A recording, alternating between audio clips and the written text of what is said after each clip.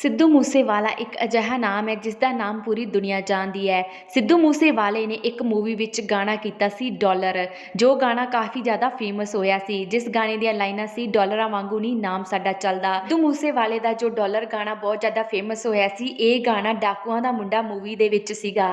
ਡਾਕੂਆਂ ਦਾ ਮੁੰਡਾ ਮੂਵੀ ਦੇ ਵਿੱਚ ਡਾਲਰ ਗਾਣਾ ਹੋਣ ਕਰਕੇ ਹੀ ਉਹਨਾਂ ਦੀ ਮੂਵੀ ਫੇਮਸ ਹੋ ਪਾਈ। ਇਹ ਗੱਲਾਂ ਹੋਰ ਕੋਈ ਨਹੀਂ ਬਲਕਿ ਡਾਕੂਆਂ ਦਾ ਮੁੰਡਾ ਮੂਵੀ ਦੇ ਹੀਰੋ ਦੇਵ ਖਰੋੜ ਖੁਦ ਇੱਕ ਪੋਡਕਾਸਟ ਦੱਸ ਰਹੇ ਹਨ ਕਿ ਜੇ ਸਿੱਧੂ ਮੂਸੇਵਾਲਾ ਸਾਡੀ ਫਿਲਮ ਵਾਸਤੇ ਡਾਕੂਆਂ ਦਾ ਮੁੰਡਾ ਦੇ ਵਿੱਚ ਡਾਲਰ ਗਾਣਾ ਨਾ ਰਿਕਾਰਡ ਕਰਕੇ ਦਿੰਦਾ ਤਾਂ ਸਾਡੀ ਮੂਵੀ ਇੰਨੀ ਵਾਇਰਲ ਨਹੀਂ ਸੀ ਹੋਣੀ। ਦੇਵ ਖਰੋੜ ਨੇ ਲੋਕਾਂ ਨੂੰ ਇਹ ਵੀ ਦੱਸਿਆ ਕਿ ਅਸੀਂ ਡਾਕੂਆਂ ਦਾ ਮੁੰਡਾ ਮੂਵੀ 2 ਕਰਨ ਜਾ ਰਹੇ ਹਾਂ ਅਤੇ ਉਸ ਡਾਲਰ ਗਾਣੇ ਨੂੰ ਅਸੀਂ ਡਾਕੂਆਂ ਦਾ ਮੁੰਡਾ 2 ਦੇ ਵਿੱਚ ਰੀਕ੍ਰੀਏਟ ਕਰਾਂਗੇ, ਜੋ ਕਿ ਸਿੱਧੂ ਮੂਸੇਵਾਲਾ ਦੇ ਚਾਹਣ ਵਾਲਿਆਂ ਲਈ ਇੱਕ ਖੁਸ਼ਖਬਰੀ ਹੈ। ਦੇਵ ਖਰੋੜ ਨੇ ਇਹ ਵੀ ਦੱਸਿਆ ਕਿ ਸਾਡੀ ਡਾਕੂਆਂ ਦਾ ਮੁੰਡਾ ਮੂਵੀ ਫੇਮਸ ਹੋਣ ਵਿੱਚ ਸਿੱਧੂ ਮੂਸੇਵਾਲੇ ਦਾ ਬਹੁਤ ਵੱਡਾ ਹੱਥ ਹੈ। ਜੇ ਤੁਹਾਨੂੰ ਇਹ ਵੀਡੀਓ ਚੰਗੀ ਲੱਗੀ, ਜਾਂਦੇ ਵੀਡੀਓ ਨੂੰ ਲਾਈਕ ਅਤੇ ਸਾਡੇ ਚੈਨਲ ਨੂੰ ਸਬਸਕ੍ਰਾਈਬ ਕਰਨਾ ਨਾ ਭੁੱਲਣਾ। ਧੰਨਵਾਦ।